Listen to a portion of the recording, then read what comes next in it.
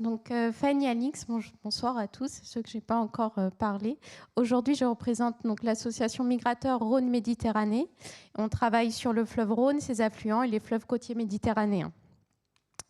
Donc, on travaille sur les poissons migrateurs qui colonisent nos secteurs. Donc, chez nous, on retrouve l'anguille européenne, la lamproie marine qui est au bout, et toutes les deux sont en danger critique d'extinction, et l'alose feinte de Méditerranée qui est une alose endémique de notre territoire méditerranéen.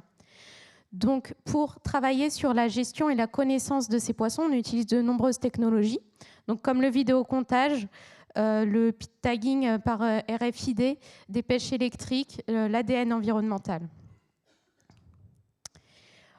Donc, notre association elle a été créée en 1993 et elle s'est d'abord concentrée sur l'axe Rhône et sur la lauce feinte de Méditerranée. À partir de 2004, nos activités elles se sont étendues, puis avec la prise en compte de l'anguille et de la lamproie sur les fleuves côtiers, dans les documents de gestion, et on a aussi intégré les fleuves côtiers donc dans notre territoire d'action. On est donc une association loi 1901 et on porte un programme annuel de 850 000 € environ, qui est financé à 20% par des financements privés, donc comme la CNR ou de l'autofinancement, et à 80% par du financement public, dont l'Agence de l'eau est notre financeur principal.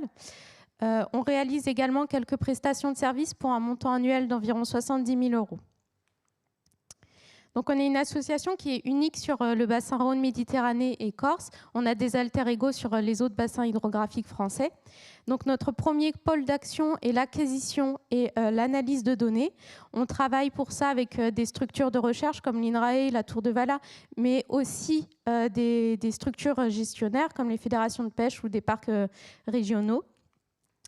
Notre seconde mission est la mutualisation et l'aide à la gestion. Donc, notre rôle, ça va être de représenter les poissons migrateurs lors de l'établissement par exemple, du SDAGE, des SAGE, des contrats de milieu. Et on va aussi organiser des groupes multipartenariaux pour essayer de réfléchir à ce qu'on peut faire pour les poissons migrateurs. On travaille en lien avec les structures gémapiennes, l'Agence de l'eau, l'OFB. Et notre dernier pôle d'activité, c'est le pôle information et sensibilisation, où là, on a une vocation pour sensibiliser le grand public, les élus locaux, aussi nos partenaires techniques qui parfois ne connaissent pas encore très bien les cycles de vie de ces poissons. Et donc pour cela, on va réaliser des petits films, des animations au bord de l'eau avec le grand public, ou un séminaire tous les 2 ans qui est plutôt à destination des partenaires techniques. Donc notre objectif, c'est de mieux connaître les poissons migrateurs pour mieux les protéger. C'est déjà été dit ce matin, mieux connaître pour mieux protéger. Et ensuite, pouvoir mettre les enjeux migrateurs au centre des gestions des cours d'eau qui sont mises, en se rappelant que les poissons migrateurs, ce sont des espèces parapluies. Ça veut dire que si on protège les poissons migrateurs au mieux qu'on peut, ça va profiter à l'ensemble de la biodiversité du cours d'eau, donc au maintien de la biodiversité générale. Donc notre équipe, on est donc une association avec des élus qui sont bénévoles et on est 8 salariés permanents. Nous avons une directrice, un pôle communication et au niveau du pôle technique, nous sommes 6 avec des stagiaires et vacataires qui viennent régulièrement compléter notre équipe.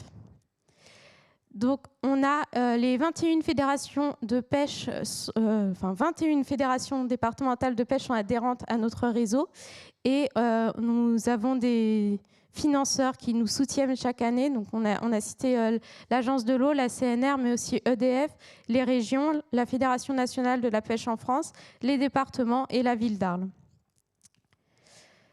Donc enfin, pour illustrer un peu nos besoins, je vais vous présenter très succinctement une étude sur laquelle on peine à mobiliser plus de financeurs. De manière générale, on a besoin de pérenniser nos financements.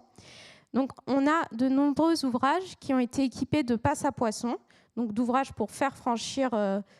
des aménagements pour faire franchir un ouvrage aux poissons. Souvent, l'alose était une espèce cible pour ces ouvrages. L'alose, c'est un poisson qui est très exigeant pour le franchissement d'une passe à poisson. Elle a des besoins bien spécifiques. Et aujourd'hui, on se pose la question de l'efficacité de ces ouvrages. Donc, dans cette étude, on capture des poissons à l'aval d'un ouvrage, on les marque avec une petite puce, il y a des antennes dans la passe à poissons et lorsque le poisson va passer dessus, la donnée va remonter.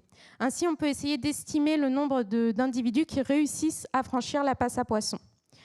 Donc cette étude, elle représente un coût d'environ 90 000 € et à terme, on aurait la volonté de réussir à transposer ça sur le Rhône. Je vous remercie de votre attention et je reste à votre disposition.